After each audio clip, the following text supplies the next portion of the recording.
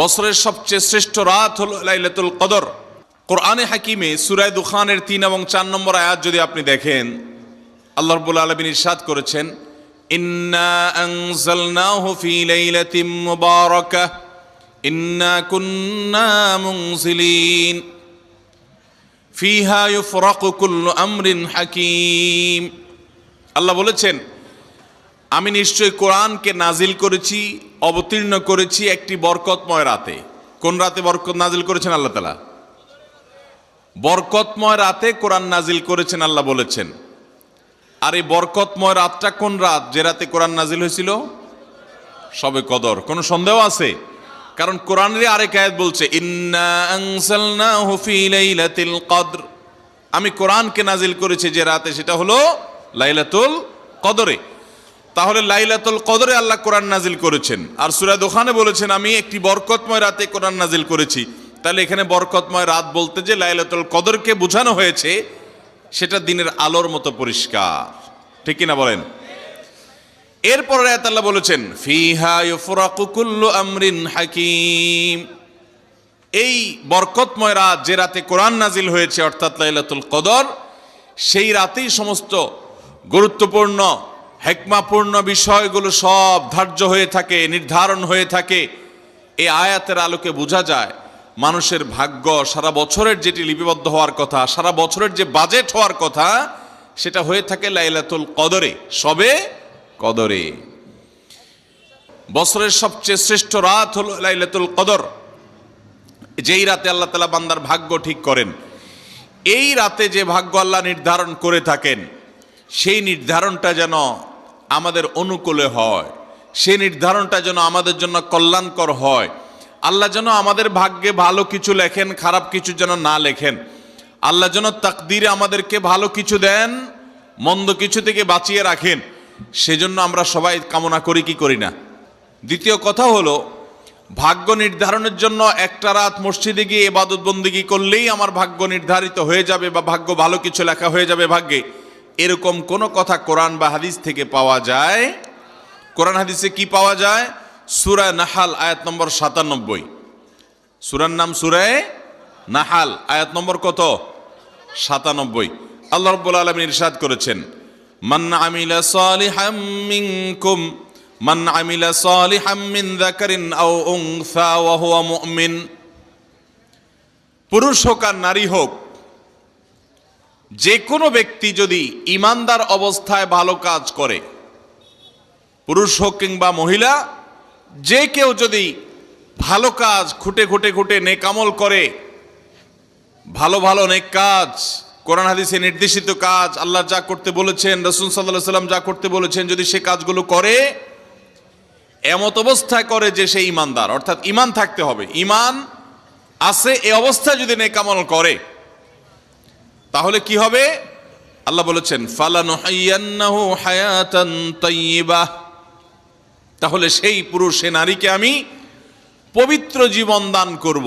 কি জীবন দান করবেন বলছেন আল্লাহ? পবিত্র জীবন দান করবেন। এই পবিত্র জীবনে মানুষ সুখী থাকবে, এই পবিত্র জীবনে মানুষ সমৃদ্ধ থাকবে, এই পবিত্র জীবনে মানুষ ভালো থাকবে, নেক থাকবে। ওয়ালানাজজিয়ান্নাহুম আজরাহুম বিআহসানি মা কানু ইয়ামালুন, এবং এই ঈমানদার নারী পুরুষরা যদি নেক আমল করে, ভালো কাজ করে যদি সব সময়, তাহলে সেক্ষেত্রে আল্লাহ বলেছেন তারা যে ভালো কাজ করেছে ওইটার সবচেয়ে উত্তম বিনিময় আমি তাদেরকে দান করব। তাহলে এই আয়াত থেকে প্রমাণ হয়, যদি কেউ ঈমান আনার পর নেকামল করতে থাকে, নেকামল করতে থাকে, একদিনের নেকামল নয়, এক রাতের নেকামল নয়, সারা বছর জুড়ে সারা জীবন ধরে ভালো কাজ করার চেষ্টা যদি কেউ করে, আল্লাহ তাআলা তাকে পবিত্র জীবন দিবেন, সৌভাগ্যবান মানুষের জীবন দিবেন, সুখী মানুষের জীবন দিবেন। এখান থেকে বোঝা যায় কি, ভাগ্য নির্ধারণের জন্য এক রাত আমল করতে হবে নাকি সারা বছর? সূরা আরাফ আয়াত নম্বর 96, সূরা আরাফ আয়াত নম্বর কত? 96। আল্লাহ বলেছেন, ওয়ালাউ আন্না আহলাল কুরা আমানু ওয়াত্তাকাউ, যদি কোন জনপদের লোকেরা ঈমান আনে আর তাকওয়া অবলম্বন করে। তাকওয়া কি? তাকওয়া হলো আল্লাহর ভয়ে সে আল্লাহর নির্দেশগুলো মানে আর হারামগুলো বর্জন করে, এরকম যদি কেউ করে, লাফাতাহনা আলাইহিম বারাকাতিম মিনাস সামাই ওয়াল আরদ, আল্লাহ বলেছেন তাহলে ওই ব্যক্তিকে আসমান এবং জমিন থেকে সমস্ত বরকত সমূহের দুয়ার সবগুলো তার জন্য খুলে দেওয়া হবে। তাহলে বোঝা গেল মানুষের জীবনে বরকত নাজিল হবে, মানুষ সুখে থাকবে, ভালো কিছু তার তাকদিরে লেখা হবে। তখন যখন বান্দা নেকামল করে, যখন বান্দা গুনাহ থেকে বাঁচে, তাকওয়া অবলম্বন করে, তখন তার ওই এক রাত্রে গিয়ে আলাদা কিছু দোয়া বা বিশেষ পদ্ধতির কোনো জিকির আজকার এটার প্রয়োজন হয় না, বরং সে সারা বছর জুড়ে আল্লাহ তাআলা তার নসিবে ভালো কিছু লেখেন যদি সে বছর জুড়ে সারা জীবন ধরে নেকামল করে গুনাহ থেকে বাঁচে। ভাইরা আমার, আপনাকে আল্লাহ তাআলা কোনো কলকারখানার মালিক বানিয়েছে, কোনো মিল ইন্ডাস্ট্রি আছে আপনার। ধরুন আপনার বাসায় দুটা মেশিন আছে, সেলাই মেশিন আছে। আপনার যেই মেশিনটা ভালো, এটা দিয়ে আপনার কাজ হয়, প্রোডাকশন হয়, ওই মেশিনটাকে তেল মোবিল আপনি ঠিক মতো দিবেন কি দিবেন না? যেহেতু ওইটা সার্ভিস দেয় আপনাকে, ওখান থেকে আপনার প্রোডাকশন হয়, ভালো কিছু অর্জিত হয়, সেজন্য আপনি অটোমেটিকলি সেটার জন্য বিদ্যুৎ সাপ্লাই দিবেন, গ্যাস লাগলে গ্যাসের সাপ্লাই যে মেশিনের জন্য দরকার সেটা দিবেন, তেল মোবিল যা যা দেওয়া দরকার সেটা দিবেন, নষ্ট হলে সাথে সাথে ওটা ঠিক করাবেন, যা যা দরকার সব ব্যবস্থা আপনি করবেন। কারণ মেশিনটা আপনার প্রোডাক্টিভ, মেশিনটা আপনার প্রোডাকশন দিচ্ছে, এখান থেকে ভালো কিছু পাওয়া যাচ্ছে, সেজন্য আপনি এটা দিবেন। আরেকটা মেশিন যদি হয় যে মেশিন থেকে আপনার কোনো সার্ভিস আপনি পান না, প্রোডাকশন দেয় না, মেশিনটা নষ্ট হয়ে অকেজো হয়ে পড়ে আছে, তাহলে ওই মেশিনে কি আপনি বিদ্যুৎ সাপ্লাই দিবেন? ওখানে কি আপনি অন্য যা দরকার আছে তেল মোবিল নিয়মিত দেওয়া, এগুলো কি আপনি করবেন? করবেন না। হ্যাঁ, ওইটার জন্য মাসে মাসে কিস্তি যদি দেওয়ার দরকার হয়, আগে থেকে কেনা থাকে, তাহলে আপনি কিস্তি পরিশোধ করবেন। অন্য কিছু আগে থেকে করা দরকার আছে সেটা আপনি করবেন। আল্লাহ রাব্বুল আলামিন ঠিক একইভাবে তার যে বান্দারা তার অনুগত থাকে, তাকওয়া অবলম্বন করে, হারাম থেকে বাঁচে, গুনাহ থেকে বাঁচে, ফরজ কাজগুলো করে, আল্লাহ তাআলা তার সেই বান্দাদের জন্য ভালো কিছু তাদের তাকদীরে লিপিবদ্ধ করেন, তাদের জন্য নসিবে ভালো কিছু রাখেন, তাদেরকে সুখের জীবন দান করেন, সৌভাগ্য দান করেন, আল্লাহ তাআলা প্রকৃত প্রশান্তি মনের সেটা দান করেন আল্লাহর ঈমানদার এবং নেককার বান্দাদেরকে, আমলে সালেহ কর্মওয়ালা বান্দাদেরকে, মুত্তাকি পরহেজগার বান্দাদেরকে। আর যারা আল্লাহর এই আনুগত্য করে না, যারা আল্লাহ রাব্বুল আলামিনের প্রতি ঈমান আনে না, যারা নেকামল করে না, যারা তাকওয়া অবলম্বন করে না, এই মানুষগুলো তাদেরকে আল্লাহ তাআলা ওই দুনিয়াতে বেঁচে থাকার জন্য, দুনিয়া সিজনুল মুমিন ওয়া জান্নাতুল কাফির হাদিসে আসছে, দুনিয়া হলো ইমানদারের জন্য জেলখানা, আর কাফেরের জন্য, ইমানদারের জন্য হলো জেলখানা, আর কাফেরের জন্য জান্নাতের মতো যা খুশি করতে পারে। আল্লাহ তাআলা তাকে কিছু রিজিক দিয়ে বাঁচায় রাখেন, কিন্তু এই রিজিকের কোনো মূল্য আল্লাহর কাছে নাই। নবী করিম সাল্লাল্লাহু আলাইহি সাল্লাম বলেছেন, যদি দুনিয়া এবং দুনিয়ার মধ্যে যা কিছু আছে এগুলো যদি মাছির ডানার মতো মূল্য রাখতো, তো আল্লাহ তাআলা দুনিয়াতে আল্লাহর প্রতি অবিশ্বাসী কাউকে এক ঢোক পানিও পান করতে দিতেন না। এখান থেকে বোঝা গেল এই দুনিয়ার যত কিছু আমরা ভোগ করি, এগুলো আল্লাহ রাব্বুল আলামিনের কাছে এগুলো 2 পয়সার কোনো দাম নাই। বিশেষ করে যারা আখিরাতে বিশ্বাসী না, যারা আল্লাহর প্রতি ঈমান নাই, সে কাফেরদের জন্য এগুলো আল্লাহ তাআলা দিয়ে থাকেন, কারণ এগুলো সামান্য সময়ের ভোগ, অনন্ত অসীমকালের সুখ এবং দুনিয়ার প্রকৃত প্রশান্তি, এটা আল্লাহ শুধু তার ঈমানদার বান্দাদের জন্যই বরাদ্দ করে রেখেছেন। তো এই আয়াত থেকে, হাদিস থেকে বোঝা যায় যে ঈমানদাররা যখন নেকামল করবে, তাদের জন্য আল্লাহ তাআলা নসিবে ভালো কিছু দিবেন, তাদের জন্য আল্লাহ তাআলা তাদের ভাগ্যে ভালো কিছু দিবেন, তাদের ভাগ্য সুপ্রসন্ন হবে। আর যদি কেউ বদামল হয়, তাহলে আল্লাহ রাব্বুল আলামিন তার জন্য প্রকৃত প্রশান্তি, আসল সুখের ঠিকানা, সেটা আল্লাহ তাআলা তাদেরকে কখনো দিবেন না। মুহতারাম হাজরিন, অতএব আমরা যদি চাই আমাদের ভাগ্যে ভালো কিছু লেখা হোক, তাহলে প্রথম কাজ করতে হবে, আমাদেরকে নেকামল করতে হবে। ঈমান আনার পর কি করতে হবে? নেকামল করতে হবে। আল্লাহ আমাদের সবাইকে সে তৌফিক দান করুন। ঈমান আনার পর ভালো কাজ করতে হবে, নেকামল করতে হবে। আমরা যদি ঈমান আনার পর নেকামল করি, ভালো কাজে লিপ্ত হই, তাকওয়া চর্চা করি, তাহলে আল্লাহ রাব্বুল আলামিন আমাদের ভাগ্যে ভালো কিছু রাখবেন। এই ব্যাপারে একজন ঈমানদারের ঈমান মজবুত থাকতে হবে। আরেকটা উপমা নেই আমরা, ধরুন একজন জনপ্রতিনিধি, ওনার যারা প্রচার প্রচারণা করে, ওনার পক্ষে যারা মানুষের কাছ থেকে ভোট কালেকশন করে, সংগ্রহ করে,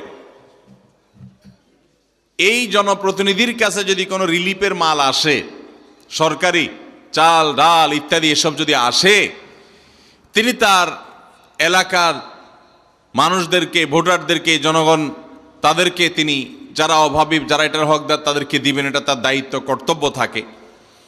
যদি তার কোনো আগে থেকে তার দলের কোনো কর্মী থাকে, নির্বাচনের সময় তার অনুগত কোনো মানুষ থাকে যে তার পক্ষে কাজ করছে অনেক বেশি, তো এই লোকটার যদি রিলিফের দরকার হয়, সে কি ওই চেয়ারম্যান সাহেবের কাছে আর জনপ্রতিনিধির কাছে ধর্ণা দিয়ে আলাদা পিছনে আপনার লাইন ধরে ঘুরতে হবে? তার অটোমেটিক তাকে দেয়া হবে, কারণ সে আগে থেকেই তার লোক। অতএব অন্য 10 জন যদি পায়, এই লোক বরং তারও আগে পাবে। ঠিক একইভাবে যে সারা বছর জুড়ে নেকামল করে, তাকওয়া অবলম্বন করে, গুনাহ থেকে বাঁচে, আল্লাহর আনুগত্য করে, আল্লাহর আদেশ নিষেধগুলো মেনে চলে, 5 ওয়াক্ত নামাজ পড়ে, হালাল হারাম বাজ বিচার করে চলে, আল্লাহর ভয় অন্তরে লালন করে, ওই আল্লাহর বান্দাকে আল্লাহ যখন ভাগ্য লিপিবদ্ধ করবেন, আল্লাহ যখন বাজেট ঘোষণা করবেন, তখন আল্লাহ তাআলা তার সে ইমানদার, সে মুত্তাকি বান্দার জন্য বাজেট রাখবেন ভালো, এটা তো বলার অপেক্ষা রাখে? অতএব ভাগ্য সুপ্রসন্ন হওয়ার জন্য, ভাগ্যে ভালো কিছু লেখা হওয়ার জন্য এক রাতের ইবাদত নয়। এই সমস্ত আয়াত, হাদিস, উপমা থেকে আমরা বুঝাবার চেষ্টা করছি যে আমাদেরকে করতে হবে সারা বছর জুড়ে ভালো কাজের চর্চা, নেকামলের চর্চা। তাহলে আমরা নেকামলের মাধ্যমে আল্লাহ রাব্বুল আলামিনের কাছ থেকে ভালো কিছুর ফয়সালা পাবো ইনশাআল্লাহ। মোহতারাম হাজেরিন, আমরা অনেকে দোয়ার জন্য অনেক অস্থির হই, পেরেশান হই যে অমুক হুজুর যেন আমার জন্য একটু দোয়া করে দেন, ইমাম সাহেব আমার জন্য একটু দোয়া করে দেন। বড় কোনো আলেম পাইলে আমরা দোয়ার জন্য অনেক চেষ্টা করি যে ভাই আপনি একটু আমার জন্য দোয়া করে দেন। এটা ভালো, এটা খারাপ কিছু না। আমরা যারা এক রাতে আমল ইবাদত করে আমাদের ভাগ্যের ভালো কিছু লেখানোর জন্য চেষ্টা করি, আমি সেই ভাইদেরকে বলতে চাই, সারা দুনিয়ার সমস্ত ভালো মানুষ, সকল নেক মানুষ, এমনকি মক্কা মদিনার ইমাম সাহেবরা, হারামাইনের ইমাম খতিবগণ, সারা দুনিয়ার সকল আল্লাহওয়ালা, নেককার এবং ভালো মানুষ যারা আছেন, আব্দে সালেহ যারা আছেন, আল্লাহর ওলি যারা আছেন, তাদের সবার দোয়া আমরা পাইতে চাই। একটা সহজ উপায় আছে, সেটা কি? এই এতক্ষণ যেটা বললাম, অর্থাৎ আপনি যদি নিজেকে ভালো মানুষ হিসাবে গড়ে তোলার জন্য চেষ্টা করেন, আপনি 5 ওয়াক্ত নামাজ পড়বেন, আল্লাহর হুকুম মতো চলবেন, আপনি হারাম থেকে বাঁচার জন্য সংগ্রাম যুদ্ধ চালাবেন, আপনি হক হালালি চলার চেষ্টা করবেন, আপনি তাকওয়ার উপরে চলার চেষ্টা করবেন। যদি আপনি এটা করেন, তাহলে অটোমেটিকলি সারা দুনিয়ার সমস্ত নেককার মানুষদের দোয়া একবার না, বারবার বারবার, হাজার হাজার লক্ষ লক্ষবার আপনি পেতে থাকবেন। কিভাবে? আমরা নামাজের মধ্যে আত্তাহিয়াতু পড়ি কি পড়ি না? এই আত্তাহিয়াতুর মধ্যে একটা কথা আছে, আসসালামু আলাইনা ওয়া আলা ইবাদিল্লাহিস সালিহিন। এর অর্থ কি? এর অর্থ হলো, হে আল্লাহ, নামাজের মধ্যে নামাজরত অবস্থা দোয়া, এখানে দোয়া করছে মুসল্লি, হে আল্লাহ, আসসালামু আলাইনা, আল্লাহ আমার প্রতি শান্তি বর্ষিত হোক, আমাদের প্রতি শান্তি বর্ষিত হোক, ওয়া আলা ইবাদিল্লাহিস সালিহিন, এবং আল্লাহর যত নেককার বান্দা আছে সারা পৃথিবীতে, সারা দুনিয়াতে যত নেককার বান্দা আল্লাহর আছে, যারা ভালো কাজ করার চেষ্টা করে, যারা হক হালালি চলার চেষ্টা করে, যারা হারাম উপার্জন করে না, যারা হারাম জিনিস দেখে না, হারাম জিনিস ধরে না, হারাম খায় না, হারাম কথা বলে না, হারাম জায়গায় যায় না, হারাম কাজ করে না, 5 ওয়াক্ত নামাজ পড়ে, যাকাত ফরজ হলে যাকাত দেয়, হজ ফরজ হলে হজ করে, রমজান আসলে রোজা রাখে, সকল ফরজ কাজগুলো করে, এক কথায় কোরআন হাদিসকে মেনে চলার চেষ্টা করে যারা, তার জীবনের অক্ষরে অক্ষরে প্রতিটা পদক্ষেপে, এদেরকে বলা হয় নেককার বান্দা। নামাজে আত্তাহিয়াতে প্রত্যেকটা মুসল্লি সারা পৃথিবীর সমস্ত প্রান্ত থেকে আল্লাহর কাছে দোয়া করে, আসসালামু আলাইনা ওয়া আলা ইবাদিল্লাহিস সালিহিন, আল্লাহ আমাদের প্রতি তো শান্তি বর্ষিত করবেনই, সেই সাথে আপনার নেককার বান্দা যারা আছেন, যা সারা দুনিয়াতে এই সকল নেককার বান্দাদের প্রতি আপনি শান্তি বর্ষিত করেন। এই দোয়া প্রত্যেকটা মানুষ নামাজের মধ্যে করে কি করে না? তাহলে আপনি যদি নিজেকে নেককার বান্দা হিসাবে শামিল করতে পারেন, আপনি যদি নিজেকে আল্লাহর হুকুম এবং আল্লাহর আনুগত্য কর্ণওয়ালা মানুষ হিসাবে গড়ে তুলতে পারেন, তাহলে অটোমেটিকলি আপনি সারা দুনিয়ার সমস্ত নেককার মানুষদের দোয়া পেয়ে যাবেন। আল্লাহ আমাদের সবাইকে সে তৌফিক দান করুন। ভাইরা আমার, নেককারদের জন্য অটোমেটিকলি দোয়া হয়। শুধুমাত্র আল্লাহর নেককার বান্দা মানুষরা না, ফেরেশতারা দোয়া করে। আল্লাহর সকল নেককার মানুষদের দোয়া আমরা অটোমেটিক পাবো। তাহলে আমাদের ভাগ্যে যেন ভালো কিছু লেখা হয়, তার জন্য আমাদের যে আমলটা করতে হবে তা হলো আমলে সালেহ। সারা বছর জুড়ে, সারা জীবন জুড়ে আমাদেরকে খুঁটে খুঁটে খুঁটে কোনটা কোনটা ভালো কাজ সেগুলো করার চেষ্টা করতে হবে, কোনটা কোনটা খারাপ কাজ, গুনাহের কাজ, সেগুলো থেকে বাঁচার চেষ্টা করতে হবে। তাহলে আমাদের ভাগ্যে ভালো কিছু লেখা হবে ইনশাআল্লাহ। তাহলে এইটা একটা আমল পেয়ে গেলাম, যেটার মাধ্যমে আমাদের ভাগ্যে ভালো কিছু লেখা হবে। আমলটা হলো কি? সারা বছর জুড়ে, সারা জীবন জুড়ে আমাদেরকে খুঁটে খুঁটে আল্লাহর হুকুম কোনটা সেটা মানতে হবে, আল্লাহ কোনটা নিষেধ করেছেন সেটা থেকে বেঁচে থাকতে হবে। এই কাজ যদি অব্যাহত রাখি, আমাদের নসিবে ভালো কিছু এমনিই হবে ইনশাআল্লাহ। নাম্বার 2, সহিহ বুখারীর একটি হাদিস থেকে আমরা আমাদের নসিবে ভালো কিছু আল্লাহ তাআলা লিপিবদ্ধ করবেন এরকম একটি আমলের কথা আমরা জানি। সকল সাধারণ নেক আমলের মধ্যে সেটা শামিল আছে, এটাকে আলাদা করে নবী সাল্লাল্লাহু আলাইহি ওয়াসাল্লাম বলেছেন। সেটা কি? তিনি বলেছেন, মান সাররাহু আন ইউবসাতা লাহু ফি রিজকিহি আও ইউনসা লাহু ফি আথারিহি ফালইয়াসিল রাহিমাহু লাহু আন ইউবসাতা লাহু ফি রিজকিহি আও ইউনসা লাহু ফি আথারিহি। যে ব্যক্তি চায় তার রিজিককে প্রশস্ত করে দেওয়া হোক, তার রিজিকে বারাকা দেওয়া হোক এবং তার হায়াত বৃদ্ধি করে দেওয়া হোক, এটা যে চায়, ফালইয়াসিল রাহিমা, সে যেন তার রক্ত সম্পর্কীয় আত্মীয়দের সাথে সুসম্পর্ক বজায় রাখে, সে যেন তার রক্ত সম্পর্কীয় আত্মীয়দের সাথে সম্পর্ক সবসময় জুড়ে রাখে, সম্পর্ক যেন ভালো রাখে, তাদের সাথে সম্পর্ক যেন ছিন্ন না করে। তাহলে সেক্ষেত্রে তার হায়াত এবং তার রিজিকের মধ্যে বরকত দেয়া হবে, কল্যাণ দেয়া হবে, লিপিবদ্ধ করা হবে, এই ফয়সালা তার জন্য করা হবে। এই হাদিস থেকে বোঝা যায় যে আমাদের হায়াত, আমাদের রিজিকের মধ্যে বরকত হবে, কল্যাণ হবে, ভাগ্যে নসিবে ভালো কিছু আল্লাহ তাআলা দিবেন যদি আমরা রক্ত সম্পর্কীয় আত্মীয়দের সাথে সুসম্পর্ক বজায় রাখি। আজকাল আমাদের সমাজে অনেক মানুষ আছেন যে নামাজ রোজা করেন, ওয়াজ মাহফিলে যান, কোরআন তেলাওয়াত করেন, জিকির আজকার তাসবিহ তেলাওয়াত করেন, কিন্তু নিজের রক্ত সম্পর্কে আত্মীয়দের সাথে সম্পর্ক ভালো নাই। আছে না নাই? আপনার আত্মীয় যদি নিজে থেকে সম্পর্ক ছিন্ন করে চলে যায় তাহলে তো আর আপনার দোষ নাই, কিন্তু আপনি নিজে থেকে কখনো আপনার রক্তের যে আত্মীয়, যাদের সাথে রক্তের সম্পর্ক আছে, এরকম কারোর সাথে সম্পর্ক ছিন্ন করতে পারবেন না, এটা হারাম। নবী করিম সাল্লাল্লাহু আলাইহি সাল্লাম বলেছেন, মান ওয়াসালাহুল্লাহ ওয়ামান কাতাআহুল্লাহ। যে ব্যক্তি আত্মীয়তার সম্পর্ককে রক্ষা করবে, আল্লাহ তাআলা তাকে রক্ষা করবেন। যে আত্মীয়তার সম্পর্ক ছিন্ন করবে, তাকে ত্যাগ করবে, আল্লাহ তাআলা ওই ব্যক্তিকে ছিন্ন করবেন। এই জন্য আত্মীয়তার সম্পর্ক রক্ষা করা এটা আমাদের ভাগ্য সুপ্রসন্ন হওয়ার অন্যতম মাধ্যম। আত্মীয়তার সম্পর্ক রক্ষা করা বলতে কাদের সাথে সম্পর্ক বজায় রাখতে হবে?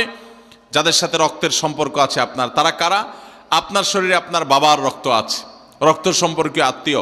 আপনার বাবার সাথে আপনার ব্লাডের কানেকশন আছে, আপনার মায়ের সাথে আপনার ব্লাডের কানেকশন আছে, এবং মায়ের সাথে ব্লাডের কানেকশন থাকার কারণে মায়ের দিককার আত্মীয় আপনার মামা, আপনার খালা, আপনার নানা নানি, তারা হলো আপনার রক্ত সম্পর্কীয় আত্মীয়।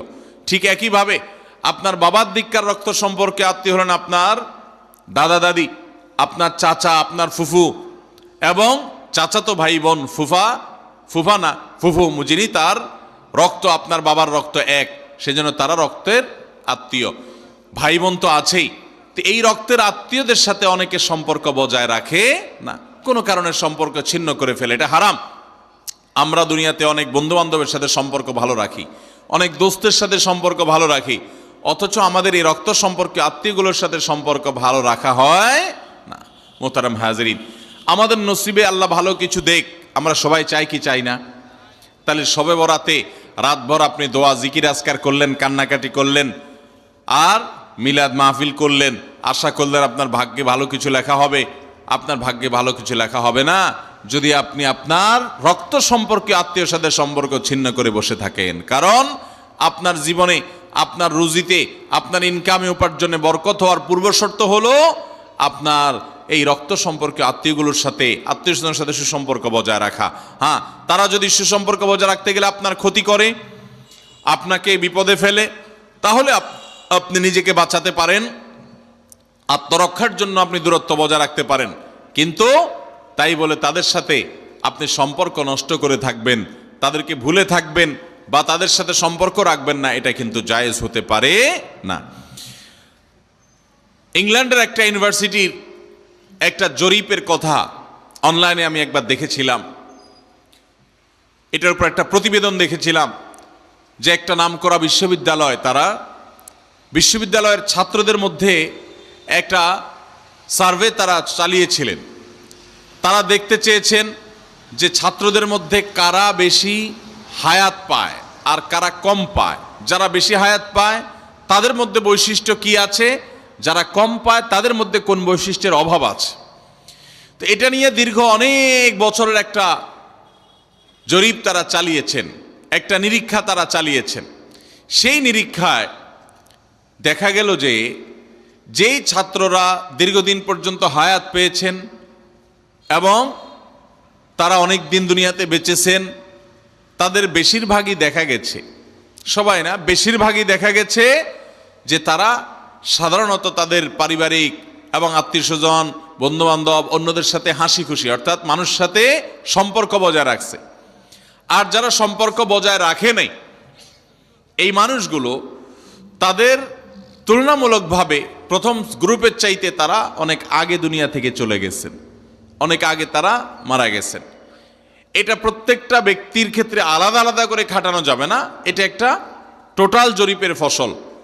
তো এই জরিপও প্রমাণ করে নবী করিম সাল্লাল্লাহু আলাইহি ওয়াসাল্লাম যে বলেছেন, যারা রক্ত সম্পর্কের আত্মীয়গুলোর সাথে সুসম্পর্ক বজায় রাখে তাদের হায়াতে এবং রিজিকে বরকত দেওয়া হয়। এই জরিপের রিপোর্টও সেটা সত্যতাকে প্রমাণ করে। আল্লাহ তাআলা আমাদের সবাইকে আমাদের আত্মীয় স্বজনের সাথে সুসম্পর্ক বজায় রাখার তৌফিক দান করুন। তাহলে আমাদের ভাগ্যে যেন ভালো কিছু লেখা হয়, ভাগ্য যেন সুপ্রসন্ন হয়, সেজন্য আমরা দ্বিতীয় আমলও পেয়ে গেলাম। নাম্বার 3, বান্দার ভাগ্য এবং নসিবে ভালো কিছু যেন হয়। মন্দ কোনো কিছু যদি আল্লাহ না করুন কারণ নসিবে লেখা থাকে, সেটা যেন দূর হয়, সেটা যেন তার ক্ষতি না করে, এবং আল্লাহ রাব্বুল আলামিন যেন সেই ফয়সালা বান্দার উপরে কার্যকর না করেন। সেজন্য তৃতীয় আমল হলো দোয়া।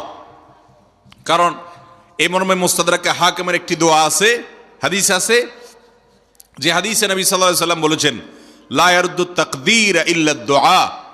তিরমিজিতে একই হাদিস আসছে, ভাষ্য ভিন্ন, লা ইয়ারুদ্দুল কাদা ইল্লা আদ-দুআ। বান্দার তাকদীর, বান্দার ভাগ্য, এটা কোনো কিছু পরিবর্তন করতে পারে না। অন্য এক হাদিসে আসছে, আল্লাহ যা ফয়সালা করেন সেটা আর পরিবর্তন করেন না। তবে এই হাদিস থেকে একটা এক্সেপশন পাওয়া যায়, সেটা হলো যদি কেউ আল্লাহ তাআলার কাছে কায়মন বাক্যে দোয়া করতে পারে, দোয়ার হক আদায় করে যদি দোয়া করতে পারে, তাহলে এই দোয়া আল্লাহ রাব্বুল আলামিনের তাকদীরকে পর্যন্ত তার জন্য পরিবর্তন করে দেওয়া হয় দোয়ার মাধ্যমে। আল্লাহ তাআলা আমাদেরকে সবাইকে সেভাবে দোয়া করার তৌফিক দান করুন। আমরা চেষ্টা করব তো ইনশাআল্লাহ। তাহলে তৃতীয় আমল আমরা পেয়ে গেলাম, সেটা হলো দোয়া। আল্লাহ তাআলার কাছে যদি কেউ চোখের পানি ফেলে দোয়া করে, আল্লাহ আপনি আমার নসিবে যদি খারাপ কিছু লেখাও থাকে সেটা থেকে আপনি আমাকে উদ্ধার করেন। যদি কেউ দোয়ার হক আদায় করে দোয়া করতে পারে, দোয়া কবুলের জায়গাগুলোতে দোয়া করতে পারে, যথাযথভাবে দোয়া করতে পারে, দোয়ার শর্ত পূরণ করে দোয়া করতে পারে, কায়মন বাক্যে দোয়া করতে পারে, চোখের পানি ফেলে দোয়া করতে পারে, দোয়া এত বড় অস্ত্র, দোয়া এত বড় মাধ্যম, দোয়া এত বড় একটা উপায় যে এটা দিয়ে আল্লাহর লিখন, আল্লাহর তাকদীর, এটা আল্লাহর কাছ থেকে পরিবর্তন করিয়ে আনা যায় এই দোয়ার মাধ্যমে। অথচ এই দোয়াও আমরা বেশি মানুষ করতে পারি না। আমরা হুজুরদের দিকে চায় থাকি যে হুজুরদের সাথে আমরা শুধু আমিন আমিন বলবো, নিজেরা আল্লাহর কাছে দোয়া করবো এটা আমরা জানি না। অথচ আল্লাহ বলেছেন উদউনি আস্তাজিব লাকুম, তোমরা আমার কাছে দোয়া করো, আমি তোমাদের দোয়া কবুল করব। অতএব ভাইরা আমার, আমরা আল্লাহ রাব্বুল আলামিনের কাছে আমাদের ভাগ্যে যেন ভালো কিছু লেখা হয়, সেজন্য আল্লাহর কাছে বেশি বেশি করে দোয়া করব। এবং আমাদের তাকদীরে যদি কোনো ক্ষতিকর কিছু থাকে তো সেটা যেন আমাদের ক্ষতি না করে আল্লাহ রাব্বুল আলামিন যেন আমাদের প্রতি রহম করেন, এই মর্মে আমরা যদি দোয়া করি তো দোয়ার মাধ্যমে আল্লাহ তাআলা তাকদীরও পরিবর্তন করে। অবশ্য তাকদীরের মধ্যে দুইটা প্রকার আছে, একটা তাকদীরে মুবরাম আর একটা তাকদীরে গায়রে মুবরাম। তাকদীরে গায়রে মুবরাম যেটা, সেটা তাকদীর দোয়ার মাধ্যমে ফয়সালা আল্লাহ পরিবর্তন করেন। মুবরাম যেটা পরিবর্তন করেন না, অর্থাৎ যেটা চূড়ান্ত করেছেন আল্লাহ তাআলা আগে থেকে, সেটা পরিবর্তন করেন না। তবে বান্দার হায়াতের ক্ষেত্রে কোন কোন হাদিস থেকে জানা যায় আল্লাহ রাব্বুল আলামিন কোন নেক আমলের ফলে দোয়ার মাধ্যমে আল্লাহ রাব্বুল আলামিন অনেক সময় সেটাতে পরিবর্তন করেন এবং সেটাতে বারাকা দান করেন। অতএব আমাদেরকে তাকদীর, ভাগ্য যেন সুপ্রসন্ন হয়, আমাদের নসিব যেন ভালো হয়, আল্লাহ যেন ভালো কিছু দান করেন, সেই জন্য শবে বরাতে রাত ভরে ইবাদত বন্দিগি এই জন্য নয়, বরং আমাদের ভাগ্যে ভালো কিছু হওয়ার জন্য বছর জুড়ে আমাদেরকে নেক আমল করতে হবে।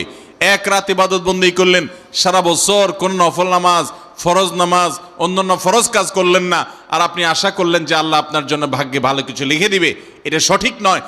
আর ভাগ্যের নির্ধারণটা মূলত লাইলাতুল কদর, এটি বোঝা যায় সূরা দুখান থেকে, অন্যান্য সূরা থেকে।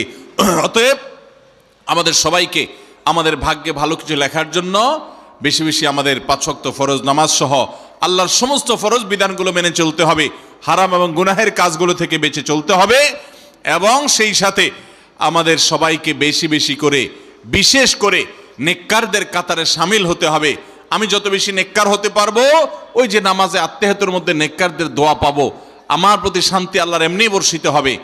এবং দ্বিতীয় আমল হলো বেশি বেশি করে আত্মীয় স্বজন, রক্ত সম্পর্কীয় যারা, তাদের সাথে বিশেষভাবে সুসম্পর্ক বজায় রাখতে হবে। সম্পর্ক নষ্ট করা যাবে না, সম্পর্ক ছিন্ন করা যাবে না। এবং তৃতীয় আমল হলো বেশি বেশি দোয়া করতে হবে। এই তিনও আমল যখন আমরা একযোগে চালাবো, একদিক থেকে সাধারণ সব নেক আমল করব, বিশেষভাবে আমি আত্মীয় স্বজনের সাথে সুসম্পর্ক বজায় রাখার চেষ্টা করব, এবং আল্লাহর কাছে দোয়ার আমলটা বেশি বেশি করব, বরকত নাজিল হওয়ার মতো কাজগুলো বেশি বেশি করব, ইনশাআল্লাহ আল্লাহ রাব্বুল আলামিন আমার নসিবে ভালো কিছু দিবেন এবং মন্দ কিছু থেকে আমাকে বাঁচাবেন। নবী করিম সাল্লাল্লাহু আলাইহি সাল্লাম আল্লাহর কাছে দোয়া শিক্ষা দিয়েছেন, আল্লাহুম্মা ইন্নী আউযু বিকা মিন দারকিল বালা, আল্লাহুম্মা ইন্নী আউযু বিকা মিন সুইল কাদা। আল্লাহ, আপনার কাছে আমার ভাগ্যের ক্ষতি থেকে আমি আপনার কাছে পানা চাই। অর্থাৎ আমার তাকদীরে, কাজার মধ্যে যদি কোনো ক্ষতিকর কিছু আপনি লিখে থাকেন, তাহলে সেই সুউল কাজা, এটা থেকে আমি আপনার কাছে পানা চাই। অতএব এই মর্মে আল্লাহর কাছে যত বেশি আমরা দোয়া করব, আল্লাহ রাব্বুল আলামিন আমাদেরকে তত বেশি হেফাজত করবেন।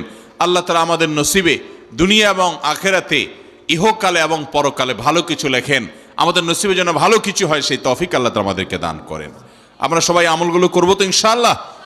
সম্মানিত ভাই সকল, এই মাসে আমাদের সবচেয়ে প্রধান এবং সবচেয়ে মূল যে কাজটি বিশেষ গুরুত্বের সাথে করা উচিত, সেটি হলো যথাযথভাবে সিয়াম পালন করা। কারণ এই মাসের প্রধান আমলটাই হলো সিয়াম বা রোজা। আর সিয়াম শব্দের অর্থ বিরত থাকা।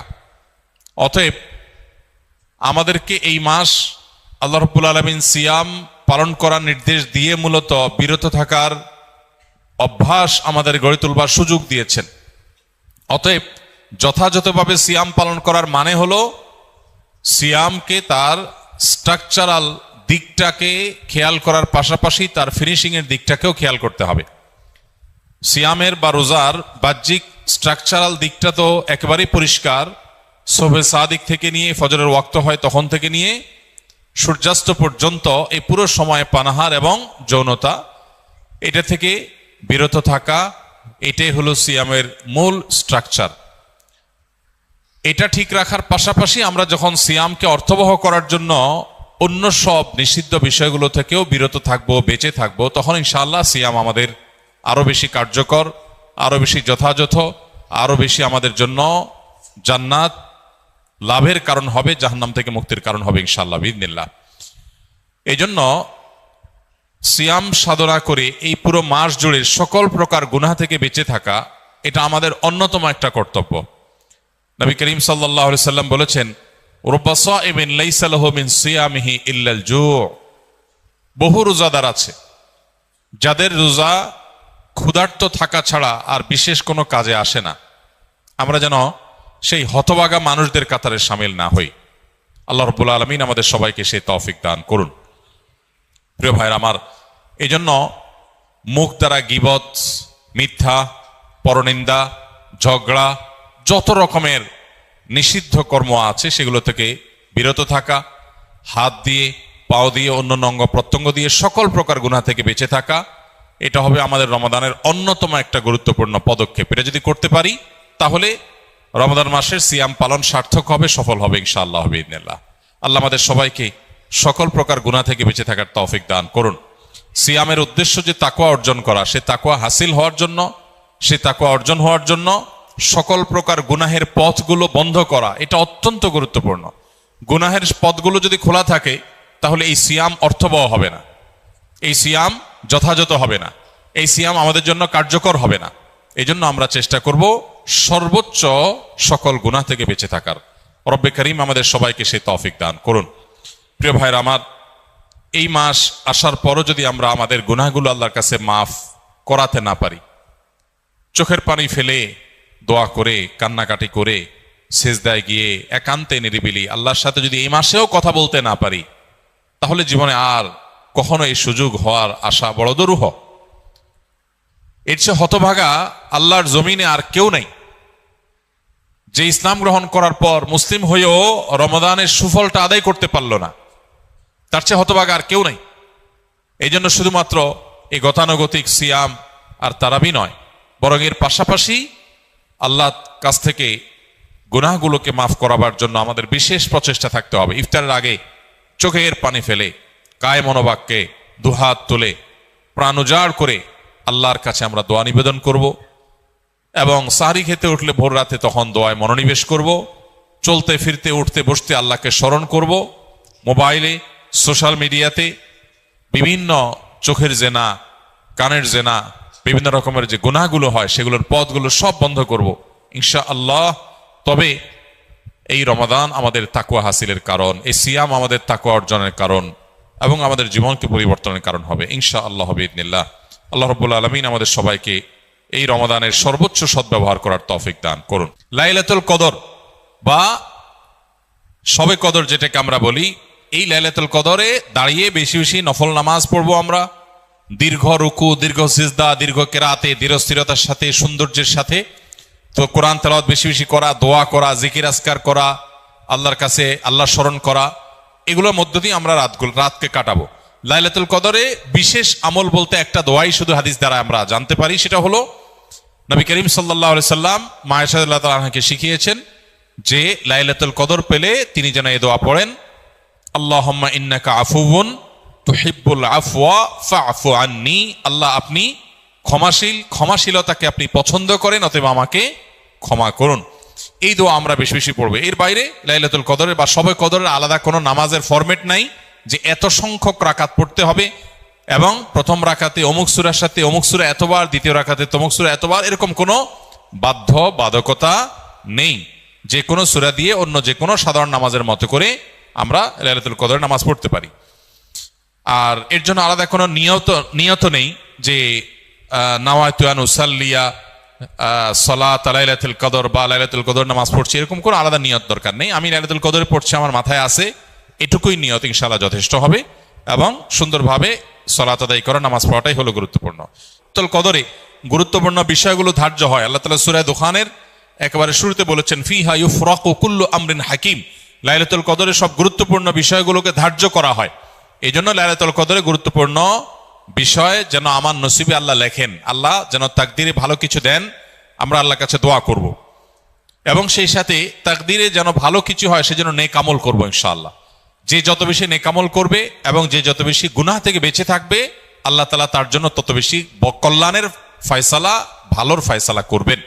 আমরা আল্লাহর কাছে দোয়া করব এবং নেক আমল করব, গুনাহ থেকে বেঁচে থাকবো। বাস এই ত্রিমুখী প্রচেষ্টায় আমাদের নসিবে ভালো কিছু আসবে। এর বাইরে আলাদা কিছু আমল আছে যেগুলো নিয়ে আমাদের স্বতন্ত্র একটা ভিডিও বোধহয় ইউটিউবে আছে, যে ভাগ্য সুপ্রসন্ন হবে যে সমস্ত আমলের ডিটেল সেখানে বলা আছে। যেমন কেউ যদি চায় তার রিজিক বাড়ুক, কেউ যদি চায় তার হায়াত বাড়ুক, তাহলে সে আত্মীয় স্বজনের সাথে সুসম্পর্ক বজায় রাখবে, রক্ত সম্পর্কীয় বন্ধনগুলো মজবুত করবে। কারণ বুখারী বর্ণিত হাদিসে নবী সাল্লাল্লাহু আলাইহি ওয়াসাল্লাম বলেছেন, মান সাল্লাহু আন ইউবসাতা লাহু ফি রিজকিহি আও ইউনসা লাহু ফি আথারিহি ফালিয়াসিল রাহিমা, যে চায় তার রিজিক প্রশস্ত হোক, তার হায়াত বাড়ুক, বরকত হোক, তাহলে সে যেন তার রক্ত সম্পর্কীয় সম্পর্কগুলো বাড়ায়।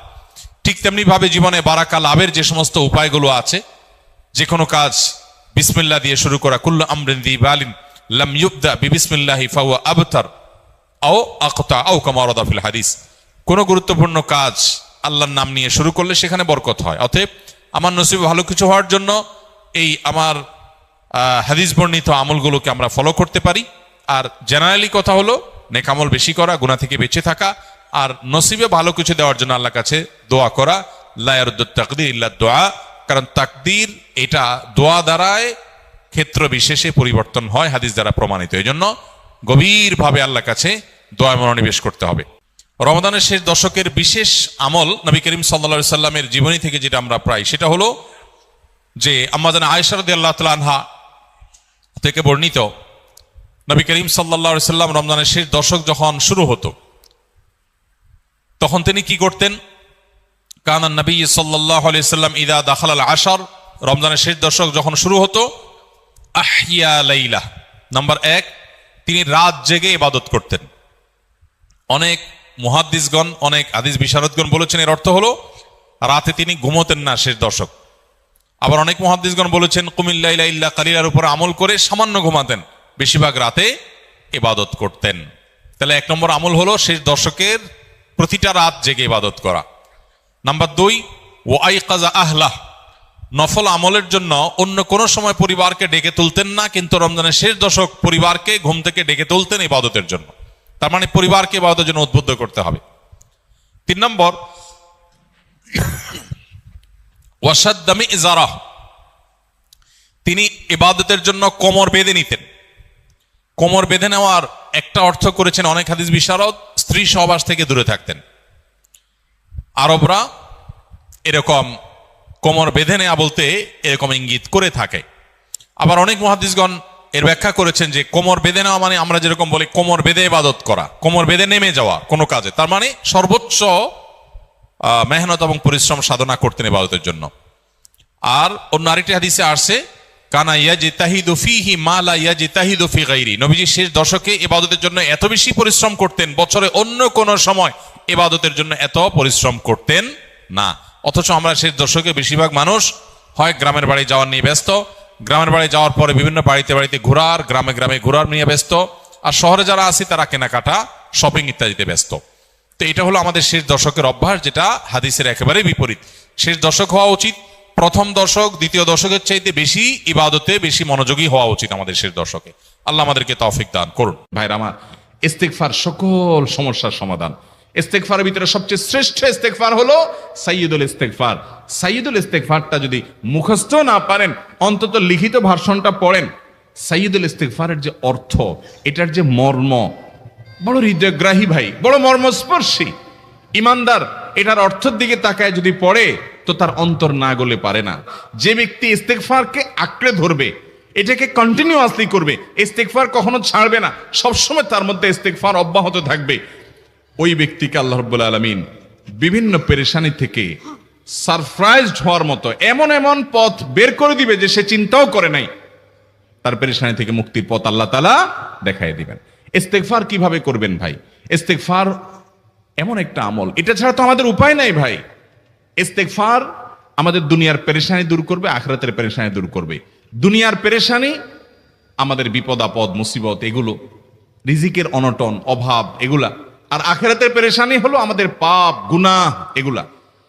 কোরআনে কারিমে আল্লাহ রাব্বুল আলামিন সূরা নূহের মধ্যে আল্লাহ নবী নূহ আলাইহিস সালাম তার সম্পর্কে বলছেন, ফাকুলতু আস্তাগফিরু রাব্বাকুম ইন্নাহু কানা গাফফারা ইউরসিলিস সামাআ আলাইকুম মিদরারা ওয়া ইউমদিদুকুম বিআমওয়ালিন ওয়া বানিন ওয়া ইয়াজআল লাকুম জান্নাতিন ওয়া ইয়াজআল লাকুম আনহারা।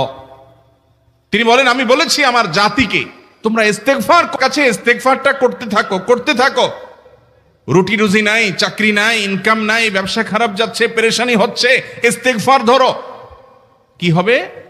ইন্নাহু কানা গাফফারা। যদি ইস্তেগফার করো, এক নম্বর লাভ হলো আল্লাহ মাফ করে দিবেন গুনাহ।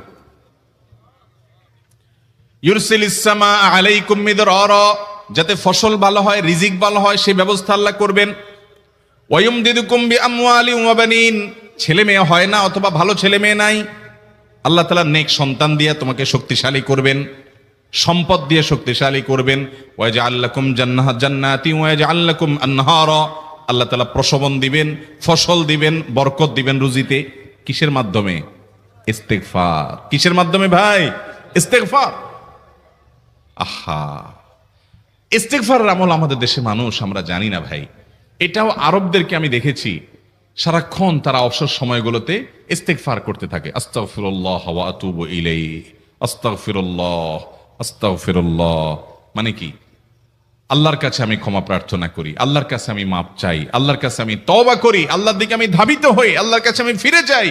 আস্তাগফিরুল্লাহ, আস্তাগফিরুল্লাহ। আপনি বসে আছেন নিরিবিলি, ভাইরা আমার, এখন আর নিরিবিলি বলতে কোনো সময় নাই, এখন আর ফ্রি টাইম নাই, এখন আর আমাদের অবসর টাইম নাই। আস্তাগফিরুল্লাহ কখন বলবো? মোবাইল টিপতে টিপতে টিপতে টিপতে, ফেসবুকের নোটিফিকেশন দেখতে দেখতে দেখতে, লাইক কমেন্ট গুনতে গুনতে আমাদের এখন কোনো ফুরসত নাই। বাহিরে তো নাই, টয়লেটে গেলেও তখন আমাদের ব্যস্ততা মোবাইল নিয়ে, ফেসবুক নিয়ে, ঘুমাইতে গেলেও আমাদের ব্যস্ততা।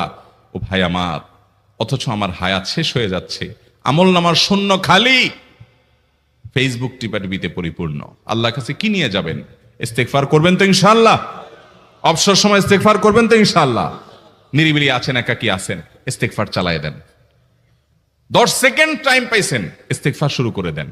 ডাক্তারের কাছে গেছেন, ওয়েটিং এ আছেন, বসে আছেন, ইস্তেগফার করতে থাকেন। সিরিয়াল আছেন কোন কাজের, ইস্তেগফার করতে থাকেন। ডিউটিতে যাচ্ছেন, গাড়িতে, বাইসাইকেলে, বাইকে, যে কোনো ভাবে পায়ে হেঁটে ইস্তেগফার করতে থাকেন। যে কোনো অবসরের সময়গুলোকে ইস্তেগফার দিয়ে পরিপূর্ণ করে দেন। ভাইরা আমার, ইস্তেগফার সকল সমস্যার সমাধান। ইস্তেগফারের ভিতরে সবচেয়ে শ্রেষ্ঠ ইস্তেগফার হলো সাইয়্যিদুল ইস্তেগফার। সাইয়্যিদুল ইস্তেগফারটা যদি মুখস্থ না পারেন, অন্তত লিখিত ভার্সনটা পড়েন। সাইয়্যিদুল ইস্তেগফারের যে অর্থ, এটার যে মর্ম, বড় হৃদয়গ্রাহী ভাই, বড় মর্মস্পর্শী। ইমানদার এটার অর্থের দিকে তাকায় যদি পড়ে, তো তার অন্তর না গলে পারে না। আল্লাহুম্মা আনতা রব্বি, হে আল্লাহ আপনি আমার রব, আপনি আমার পালনকর্তা লাগেন, আপনার সাথে আমার এই সম্পর্ক, আমি আপনার গোলাম, আপনি আমার রব, এই সম্পর্কটা আপনার সাথে আছে। আল্লাহুম্মা আনতা রব্বি লা ইলাহা ইল্লা আন্ত, ও আল্লাহ আপনি ছাড়া আমার ইবাদত, আমার গোলামি, আমার দাসত্ব, উপাসনার উপযুক্ত আর কেউ নাই।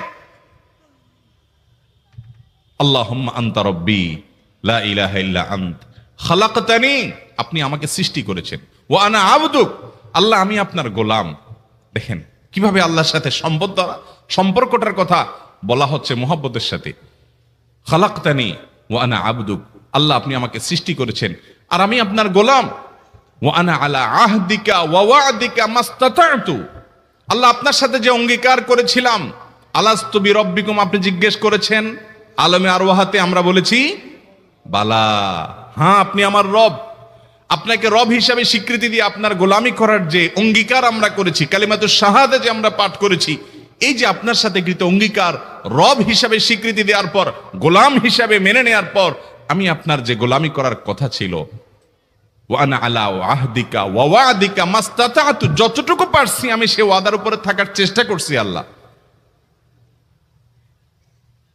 ওয়া আনা আলা আহদিকা ওয়া ওয়া'দিকা মাস্তাতা'ত আবুউ লাকা বিনি'মাতিকা আলাই, আল্লাহ আমি স্বীকার করি আপনি আমার প্রতি অনেক নিয়ামত দিয়েছেন, অনেক নিয়ামত দিয়েছেন, এটা আমি স্বীকার করি। ওয়া আবুউ লাকা বিযামবি, আর আমি এও স্বীকার করি যে আল্লাহ অনেক অপরাধ, অনেক পাপ আমার দ্বারা হয়ে গেছে। ফাগফিরলি, অতএব আপনি আমাকে মাফ করে দেন। ফাইন্নাহু লা ইয়াগফিরুয যুনুবা ইল্লা আনতা, কারণ আপনি ছাড়া আর কেউ গুনাহ ক্ষমা করতে পারবে। ভাইরা আমার, অর্থের দিকে লক্ষ্য করে করে মর্মটা বুঝে বুঝে একটু সাইয়্যিদুল ইস্তিগফার পড়েন। লেখা দেখে দেখে পড়েন, ইউটিউব থেকে দেখে দেখে পড়েন, কিন্তু পড়েন। আল্লাহুম্মা আনতা রাব্বি লা ইলাহা ইল্লা আনত খালাকতানি ওয়া আনা আবদুকা ওয়া আনা আলা আহদিকা ওয়া ওয়া'দিকা মাস্তাতা'তু আউযু বিকা মিন শাররি আবু'ু লাকা বিনি'মাতিকা আলাইয়া ওয়া আবু'ু লাকা বিযামবি ফাগফিরলি ফাইন্নাহু লা ইয়াগফিরুয যুনুবা ইল্লা আনতা। এটা হলো বড় ইস্তিগফার। এত বড় ইস্তিগফার পড়তে পারেন না, কোনো পেরেশানি নাই, কোনো অসুবিধা নাই। সবচেয়ে ছোট ইস্তিগফার হলো আস্তাগফিরুল্লাহ, আস্তাগফিরুল্লাহ, আস্তাগফিরুল্লাহ। আল্লাহ আপনার কাছে ক্ষমা চাই, কত ভুল হয়ে যায়, কত অন্যায় হয়ে যায়। ভাইরা আমার, এটা হলো রিমুভার। ভুল করে কিছু লিখছেন, রিমুভ করে ফেলছেন, শেষ হয়ে গেছে। আপনি ঘন ঘন ইস্তিগফার পড়তে থাকেন। অগণিত ভুল হয়, অগণিত ত্রুটি হয়, বারবার ইস্তিগফার এগুলোকে সবগুলোকে শেষ করে দেয়। ভাইরা আমার, নিরাপত্তা এনে দেয়। আল্লাহ কোরআনে কারিমে বলেছেন যে আপনার রব আপনার কওমের প্রতি আযাব নাজিল করবেন না যদি আপনি থাকেন। আর যদি তারা ইস্তিগফারে রত রাখে, তাহলে গণ আযাব আল্লাহর পক্ষ থেকে আসবে।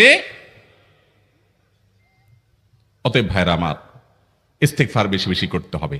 6টা আমল, 6টা জিকির, দোয়া হলো শত শত হাজার দোয়া এবং জিকিরের সান্নিধ্যাসের। দ্বিতীয়টা হলো ইস্তিগফার। চেষ্টা করবো না ইনশাআল্লাহ ইস্তিগফার করার, চলতে ফিরতে আস্তাগফিরুল্লাহ ওয়া আতুবু ইলাইহি, অথবা শুধু আস্তাগফিরুল্লাহ। আরেকটা ইস্তিগফার হাদিসে বর্ণিত, আস্তাগফিরুল্লাহাল্লাযী লা ইলাহা ইল্লা হুয়াল হাইয়ুল কাইয়্যুম ওয়া আতুবু ইলাইহি ওয়া লা হাওলা ওয়া লা কুওয়াতা ইল্লা বিল্লাহ। এটাও ইস্তিগফার। তাহলে একটা বড় ইস্তিগফার, একটা মিডিয়াম, একটা ছোট, যার যেটা সুবিধা হয় এটা পড়েন। বড়টা হলো সাইয়্যিদুল ইস্তিগফার, সবচেয়ে শ্রেষ্ঠ ইস্তিগফার, যেটা হাদিসে বর্ণিত হয়েছে। সাইয়্যিদুল ইস্তিগফার নবীজি সকাল সন্ধ্যা পাঠ করতেন, বিভিন্ন সময় পাঠ করতেন, রাতে পাঠ করার কথা বলতেন। সাইয়্যিদুল ইস্তিগফার পাঠ করলে আল্লাহ রাব্বুল আলামিন ওই দিনে, ওই রাতে, ওই ব্যক্তি মারা গেলে তার সব গুনাহ খাতা মাফ করে তাকে জান্নাত দিবেন ইনশাআল্লাহ। অতএব ভাইরা আমার, সাইয়্যিদুল ইস্তিগফার সবচেয়ে বড়, আস্তাগফিরুল্লাহাল্লাযী লা ইলাহা ইল্লা হুয়াল হাইয়ুল কাইয়্যুম ওয়া আতুবু ইলাইহি ওয়া লা হাওলা ওয়া লা কুওয়াতা ইল্লা বিল্লাহ। এটা হলো মাঝারি ধরনের। আর সবচেয়ে ছোট ইস্তিগফার হলো আস্তাগফিরুল্লাহ ওয়া আতুবু ইলাইহি। তাহলে 6 আমলের কয়টা গেল? 2টা। প্রথমটা হলো দুরুদ, আর দ্বিতীয়টা হলো ইস্তিগফার। 6টা দোয়া এবং জিকির আছে, যেই দোয়া জিকির গুলো কোরআন হাদিসে বর্ণিত সকল দোয়া জিকিরের খোলাসা, সারমর্ম এবং নির্যাস। এই 6টাকেও যদি কোনো মুসলমান নিয়মিত আঁকড়ে ধরে, তাহলে কোরআন এবং হাদিসের যত দোয়া এবং জিকির আছে, কেমন যেন তার নির্যাসটা নিয়মিত সে আমল করলো। বলবো সেগুলা। এই 6টা দোয়া এবং জিকিরের মধ্যে সর্বপ্রথম হলো নবী করিম সাল্লাল্লাহু আলাইহি সাল্লামের প্রতি দুরূদ প্রেরণ করা। নবীজি সাল্লাল্লাহু আলাইহি সাল্লামের প্রতি দুরূদ প্রেরণ করার আমল এরকম আমল, আপনি যদি সারা দিনে শুধুমাত্র নবীজির প্রতি দুরূদ প্রেরণ করার আমলটাই জিকির হিসাবে সবচেয়ে বেশি করেন, দোয়া হিসাবে যদি এটাই আপনি সারাদিন করতে থাকেন, তো আপনার জন্য যথেষ্ট হবে। আল্লাহর কাছে আর কিছু না চাইলেও চলবে, আর কিছু না চাইলেও চলবে। দুরূদ মানে হলো নবীজির জন্য দোয়া করা। ভাই, আল্লাহ তার হাবিবকে রহম করবেন, আপনার আমার দোয়ার দিকে আল্লাহর তাকানোর কোনো ঠেকা আছে? নবীজি কি আমাদের দোয়ার কোনো মুখাপেক্ষী? কিন্তু আমরা তার জন্য দোয়া করলে ওই চান্সে আল্লাহ তাআলা আমাদের প্রতি অনুগ্রহ করবেন। একবার না, আপনি নবীজির প্রতি একবার রহমতের দোয়া করবেন, একবার দুরূদ পাঠ করবেন। মান সাল্লা আলাইয়া মাররাতান সাল্লাল্লাহু আলাইহি আশারা। নবীজি সাল্লাল্লাহু আলাইহি সাল্লাম বলেছেন, একবার আমার জন্য তোমরা দোয়া করলে, আমার প্রতি দুরূদ পাঠ করলে, আল্লাহ তাআলা তোমাদের জীবনে 10 বার 10 জায়গায় 10 টাইমস তোমাদের উপরে আল্লাহ তাআলা অনুগ্রহ করবেন। আপনি টেরও পাবেন না কত জায়গায় আল্লাহ অনুগ্রহ করেছেন। আল্লাহ বাঁচাই দিয়েছেন, একটুর জন্য শেষ হয়ে যান নাই। ওই যে দুরূদ পড়ছেন, আল্লাহ তাআলা রক্ষা করছে, আপনি খবরও নাই। আল্লাহ তাআলা আপনার প্রতি বিশাল একটা দান করছে, আপনি লক্ষ্যও করেন নাই। ওই যে দুরূদ পড়ছেন একবার, 10 বার রহমত হবে। এভাবে যত দুরূদ পড়বে সে তত রহমত এবং অনুগ্রহ পাবে। এক সাহাবী বলেছেন, ইয়া রাসূলুল্লাহ, আমি আমার দোয়ার কত অংশ আপনার জন্য রিজার্ভ রাখবো? আমি তো আল্লাহর কাছে অনেক কিছু চাইবো, অনেক কিছু নিবেদন করব, আপনার জন্য যেন আল্লাহ রহমত নাজিল করে, এটাই হলো দুরূদ। এই দুরূদটা আমি কি পরিমাণ রাখবো? 4 ভাগের 1 ভাগ, 3 ভাগের 1 ভাগ, অর্ধেক, এরপরে সাহাবী বলছেন আসলে যদি সবগুলোই করি, উনি এক একটা পার্সেন্টেজ বলছেন, আর নবী করিম সাল্লাল্লাহু আলাইহি সাল্লাম বলছেন যে তাকে বুঝাচ্ছেন যে আরো বেশি করতে পারলে ভালো হয়। তো সাহাবী বাড়াইতে বাড়াইতে শেষ পর্যন্ত বলেন যে আমার দোয়া যদি সবগুলো আপনার জন্য করি, আমি যদি আর কোনো দোয়া না করি শুধু আপনার জন্যই দোয়া করি, নবী করিম সাল্লাল্লাহু আলাইহি সাল্লাম তাকে সুসংবাদ দিলেন যে তাহলে তোমার আর কোনো সমস্যা থাকবে না, সব সমস্যা দূর হয়ে যাবে, তোমার কোনো পেরেশানি থাকবে না। ভাইরা আমার, দুরুদের আমল এমন একটা আমল যে আপনার জীবনে কোনো বিপদ, কোনো মুসিবত, কোনো পেরেশানি, কোনো সমস্যা দেখা দিয়েছে, আপনি যদি দুরুদ পড়তে থাকেন, কোনো কিছু মনে আসছে না, অনেক সময় ছাত্র জিজ্ঞেস করে ভাই পরীক্ষার হলে পড়া ভুলে গেছি কি করব, আমি দুরুদ পড়া শুরু করেন। আরবদেরকে দেখা যায় কোনো কিছু ভুলে গেলে তারা বলে আল্লাহুম্মা সাল্লি আলা মুহাম্মদ, আল্লাহুম্মা সাল্লি আলা মুহাম্মদ, এটা শুরু করে তারা।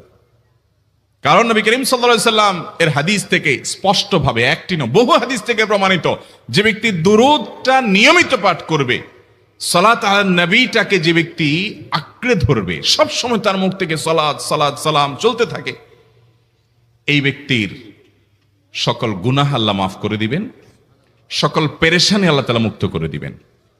ভাইরা আমার, দুরুদের আমলটা এত গুরুত্বপূর্ণ আমল, এটা আমরা করি এখন। অনেকে আছেন যে আনুষ্ঠানিকতা যখন থাকে দুরুদের, মিলাদের, তখন একটু সালাত আলা নবী যেভাবে করেন করেন, আর বাকি অনেকে আছেন যেগুলো করারও কোনো খোঁজ খবর নাই। দুরুদ বেশি বেশি করে পাঠ করবো তো ইনশাআল্লাহ। সবচেয়ে শ্রেষ্ঠ দুরুদ, সবচেয়ে উত্তম দুরুদ হলো দুরুদ ইব্রাহিম, যেটা নামাজে পড়েন। আর সবচেয়ে সংক্ষিপ্ত দুরুদ হলো সাল্লাল্লাহু আলাইহি ওয়াসাল্লাম। এছাড়া নবীজির প্রতি দোয়ামূলক যে কোনো দুরুদই আল্লাহর কাছে গ্রহণযোগ্য হতে পারে, যদি দুরুদের অর্থের মধ্যে, কথামালার মধ্যে খারাপ কিছু না থাকে। দুরুদের নামে অনেকগুলো দুরুদ প্রচলিত আছে বিভিন্ন বই পুস্তকে, অমুক দুরুদ পড়লে অমুক এত নেকি হয়, বা অমুক দুরুদ পড়লে এতবার পড়লে ওই বিপদ দূর হয়। এগুলো কোনো হাদিস নির্দেশিত না, এগুলো হয়তো কারো তাজরিবা, অভিজ্ঞতা নির্ভর। কিন্তু হাদিস নির্দেশিত দুরুদ হলো দুরুদ ইব্রাহিম, আর সবচেয়ে সংক্ষিপ্ত দুরুদ হলো সাল্লাল্লাহু আলাইহি সাল্লাম। অর্থের ভিতরে যদি খারাপ কিছু, শিরকের কিছু না থাকে, নবীকে আবার আল্লাহর পর্যায়ে পৌঁছানোর মতো গুমরাহি যদি না থাকে দুরুদের অর্থের মধ্যে, তাহলে যে কোনো দুরুদই আপনি আল্লাহর কাছে পেশ করতে পারেন। তাহলে 6টা দোয়া হলো কোরআন হাদিসের শত শত সহস্র দোয়ার নির্যাস এবং খোলাসা। তার 1 নম্বর হলো দুরুদের আমল। করবো না বেশি বেশি ইনশাআল্লাহ? আমার জীবনে বহুবার এমন হয়েছে, বহুবার এমন এমন বিপদ যে দেয়ালে পিঠ ঠেকে গেছে, এখান থেকে উদ্ধারের কোনো পথ আর চোখের সামনে দেখা যাচ্ছে না। আমি এই আমলটি, এর পাশাপাশি ইস্তেগফারের আমল, যেটা 2 নম্বরে বলবো আমি, এই দুটি আমল কন্টিনিউয়াসলি করে গেছি, হরদম প্রতি নিঃশ্বাসে নিঃশ্বাসে, বাস টয়লেটের টাইম বাদে বাকি ফুল টাইম এটা দুরুদ এবং ইস্তেগফার অব্যাহত রাখছি। আল্লাহ তাআলা এমন ভাবে, অলৌকিক ভাবে উদ্ধার করেছেন যে আমার কল্পনায়ও আসে না যে এখান থেকে এভাবে হেল্প হতে পারে। ভাইরা আমার, আমার অভিজ্ঞতার 2 পয়সার কোনো মূল্য নাই। আমার অভিজ্ঞতা কি আসলো না আসলো, এটাতে কিছু আসা যায় নাই। রহমাতুল লিল আলামিন আল্লাহর রাসূল, আল্লাহর নবী ওয়াদা করেছেন যে আপনার পেরেশানি দূর হবেই হবে ইনশাআল্লাহ। অতএব দুরুদের আমল বেশি বেশি করবো না ইনশাআল্লাহ। নাম্বার 2, ইস্তেগফার। ইস্তেগফার ইস্তেগফার এটাও বেশি বেশি করতে হবে, দুরুদও বেশি বেশি করতে হবে। দুরুদের ব্যাপারে নবী করিম সাল্লাল্লাহু আলাইহি সাল্লাম এক হাদিসে বলেছেন, আকসিরু আলাইয়া মিনাস সালাতি মিন ইয়াউমিল জুমআতি ওয়া লাইলাতিল জুমআহ। জুমার রাতে আর জুমার দিনে, অর্থাৎ বৃহস্পতিবার দিবাগত রাত আর জুমার দিন শুক্রবার, এই সময়গুলোতে তোমরা আমার প্রতি বেশি বেশি দুরুদ পাঠ করো। এই যে নবীজি বলছেন বেশি বেশি পাঠ করো, তাহলে দুরুদটা বেশি বেশি পাঠ করতে হবে। ঠিক একই ভাবে 2 নম্বর যেটা, দ্বিতীয় আমল যেটা ইস্তেগফার, এটাও বেশি বেশি করতে হবে। কারণ ইস্তেগফার সম্পর্কে কোন কোন হাদিসের ভাষ্যের মধ্যে মান লাজিমাল ইস্তেগফার ভাষ্য এসেছে, অর্থাৎ নাম্বার 3। এটা আমাদের বেশিরভাগ মানুষ জীবনে হয়তো শুনেনও নাই, অনেকে হয়তো শুনছেন, আমল করা হয় না। খুব সীমিত সংখ্যক আল্লাহর বান্দার আমলের তৌফিক হয়। সেটা হলো ইয়া যাল জালালি ওয়াল ইকরাম। এটা একটা জিকির, আল্লাহ তাআলাকে ডাকা, আহ্বান করা, এটাই জিকির। ইয়া যাল জালালি ওয়াল ইকরাম। নবী করিম সাল্লাল্লাহু আলাইহি সাল্লাম বলেছেন, আলিজু বিয়া যাল জালালি ওয়াল ইকরাম। তোমরা ইয়া যাল জালালি ওয়াল ইকরাম এটাকে আঁকড়ে ধরো, এটাকে নিয়মিত করো, বেশি বেশি করে বলতে থাকো এটাকে, সব সময় এটাকে মুদাওয়ামাতের সাথে কন্টিনিউয়াসলি এটা বলতে থাকো। ইয়া জাল জালালি ওয়াল ইকরাম। অনেক উলামা ইকরাম, মুহাদ্দিসিন ইকরাম ইয়া জাল জালালি ওয়াল ইকরাম কেন নবীজি এত বেশি বলতে বলেছেন, এটার মাধ্যমে আমাদের লাভটা কি, এর ব্যাখ্যা করতে গিয়ে বলেছেন ইয়া জাল জালাল মানে হলো হে মহান মহান বড়ত্বের অধিকারী, হে জালালের অধিকারী, হে জালাল, ওয়াল ইকরাম হে দানশীল। তাহলে প্রথম বাক্যে আল্লাহর বড়ত্বের কথা স্বীকৃতি দিয়ে প্রশংসা করা হয়, আর দ্বিতীয় বাক্যে হে দানশীল বলে আল্লাহ তাআলার কাছ থেকে চাওয়া হয় যে আপনি যেহেতু দানশীল এবং আপনি যদি মহান, অতএব আপনি আমাকে দান করেন। এটা ডাকলেই, আল্লাহকে এই বলে ডাকলেই চাওয়া হয়ে যায়। এই জন্য বেশি বেশি করে ইয়া জাল জালালি ওয়াল ইকরাম পড়তে হবে। অনেকে হয়তো নতুন শুনেছেন, আজকে থেকে শুরু করে দিবেন ইয়া জাল জালালি, সকাল বিকাল মনে থাকে না তো লিখে লিখে ওয়ালে টাঙ্গায়া দেন। বাসা বাড়িতে এমন জায়গায় লিখে রাখেন তাকাইলে নজরে পড়ে, কারণ মোবাইলে আমাদেরকে সবকিছু ভুলায় দেয়, দুনিয়ার ব্যস্ততা সব ভুলায় দেয়। এই জন্য বেশি বেশি ইয়া জাল জালালি ওয়াল ইকরাম পড়বো। 3টা হয়ে গেল। নাম্বার 4 নম্বর যে দোয়া এবং জিকির করতে নবী করিম সাল্লাল্লাহু আলাইহি সাল্লাম সব সময় আমাদেরকে উৎসাহ দিয়েছেন, অনুপ্রেরণা দিয়েছেন। এবং ইবনে সাদি রাহিমাহুল্লাহ তিনি 6টা নির্যাস দোয়া এবং জিকির যে বলেছেন তার 4 নম্বর হলো লা হাওলা ওয়ালা কুওয়াতা ইল্লা বিল্লাহ। লা হাওলা ওয়ালা কুওয়াতা ইল্লা বিল্লাহ। লা হাওলা ওয়ালা কুওয়াতা ইল্লা বিল্লাহ, এটা হলো সারেন্ডার করা, আল্লাহর কাছে সারেন্ডার করা, আত্মসমর্পণ করা। মানে আল্লাহ ছাড়া কোনো ভালো কাজ করার ক্ষমতা কারণ নাই, করার তৌফিক দেওয়ার ক্ষমতা কারণ নাই, আর পাপ থেকে বাঁচানোরও ক্ষমতা কারণ নাই। এই জন্য আমি কেমন যেন আল্লাহর কাছে সারেন্ডার করছেন, লা হাওলা ওয়ালা কুওয়াতা ইল্লা বিল্লাহ। কোন অবস্থা, কোন সামর্থ্য এগুলো কারোর কাছে নাই, শুধুমাত্র কার কাছে আছে? আল্লাহর কাছে আছে। এই অর্থ বুঝে আপনি লা হাওলা ওয়ালা কুওয়াতা ইল্লা বিল্লাহ বেশি বেশি পাঠ করবেন।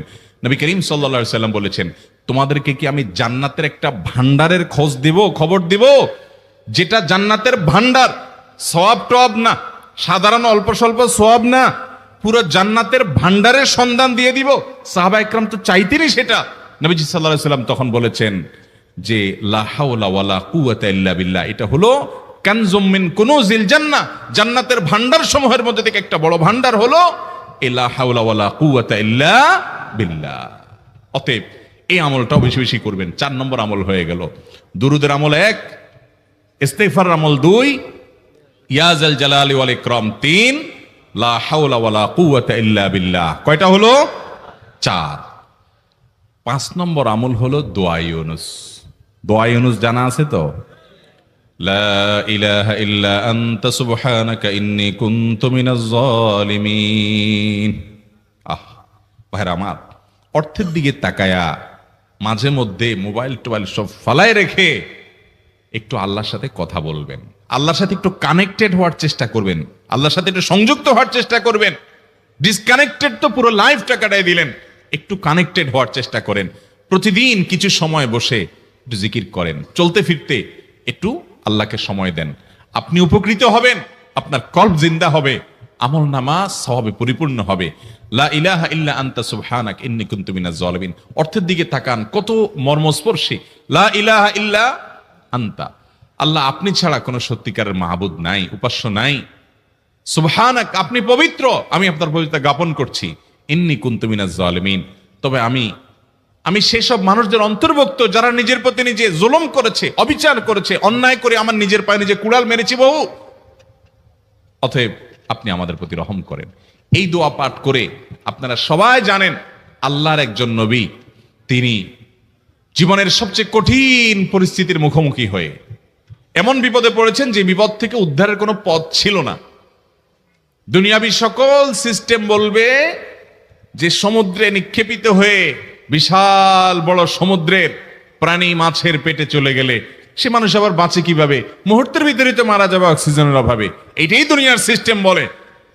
আল্লাহ তাআলা অলৌকিক ভাবে, লৌকিক সিস্টেমের ঊর্ধ্বে রেখে আল্লাহ তাআলা তাকে এই বাক্য পাঠ করার কারণে, এর মাধ্যমে আল্লাহ তাকে মুক্তি দান করেছেন। এবং আল্লাহ তাআলা এই ঘটনা কোরআনে উল্লেখ করার পর একটা সুসংবাদ বলছেন আমাদের সবার জন্য, বিরাট বড় আনন্দের সংবাদ। আল্লাহ বলেছেন ওয়াকাযালিকা নুনজিল মুমিনিন। এই বাক্য পাঠ করার পর ইউনুস আলাইহিস সালামকে শুধু রক্ষা করেছেন আল্লাহ তাই নয়, আল্লাহ বলেছেন একইভাবে তাকে যেরকম রক্ষা করেছি, এই বাক্য যদি কেউ পড়ার মতো পড়ে, হক আদায় করে পড়ে, মনের গভীর থেকে পড়ে, মর্ম উপলব্ধি করে পড়ে, নিয়মিত পড়ে, ওয়াকাযালিকা নুনজিল মুমিনিন, ঈমানদারদেরকে আমি রক্ষা করে দেবো এভাবে। আরো শুনবেন, আমাদের প্রিয় নবী সাল্লাল্লাহু আলাইহি সাল্লাম বলেছেন, তোমরা আমার ভাই ইউনুস ইবনে মাত্তা যে দোয়া করেছে, ওই দোয়াটাকে তোমরা আঁকড়ে ধরবা, যে কোনো বিপদে আপদে মুসিবতে আল্লাহর কাছে চাইবা। ভাইরা আমার, আমরা বিপদ আপদে পড়লে হুজুরদের কাছে চলে যায় দোয়ার জন্য, অনেকে মাজারে চলে যায়, সেখানে মানত করে, টাকা পয়সা দেয় বিপদ উদ্ধার করার জন্য। কপাল পোড়া জানে না ও কার গোলাম, ও আরশে আজিমের মালিকের গোলাম, তার সাথে ডাইরেক্ট কানেক্টেড হওয়ার সুযোগ আছে, শুধু ইউজ করলেই হয়, সুইচ দিলেই হয়। কপাল পোড়া জানে না, ডানে বামে গিয়ে নিজের আমল বরবাদ করে, ঈমান বরবাদ করে, তাওহীদ নষ্ট করে। ভাইরা আমার, তাহলে যে কোনো সমস্যা ফিল করি অথবা স্বাভাবিক অবস্থাতে দোয়া ইউনুস পাঠ করব, লা ইলাহা ইল্লা আনতা সুবহানাকা ইন্নী কুনতু মিনাজ জালিমিন। ভাইরা আমার, দুনিয়ার মানুষের কাছে আপনি অপরাধী এটা বললে খারাপ লাগে, খারাপ লাগে।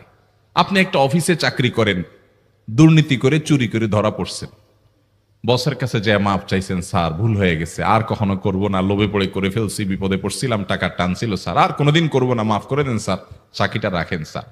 আপনি মাপ চাইলেন, লজ্জিত হলেন, চোখের পানি ফেললেন, পাও ধরে মাপ চাইলেন, ছোট হলেন।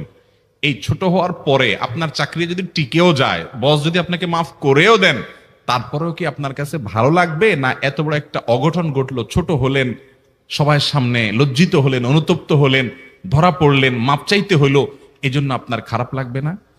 কিরকম খারাপ লাগা লাগবে? এত খারাপ লাগা লাগে, অনেকে সহ্য করতে পারে না, গুনাহের দিকে চলে যায়, আত্মহত্যা পর্যন্ত করে ফেলে, এই বেইজ্জতি সহ্য করতে পারে না। ঠিক না ভাই? ঠিক। মানুষের কাছে মাপ চাইলে, মানুষের কাছে ছোট হলে মানুষের কষ্ট হয়। আহ, অদ্ভুত।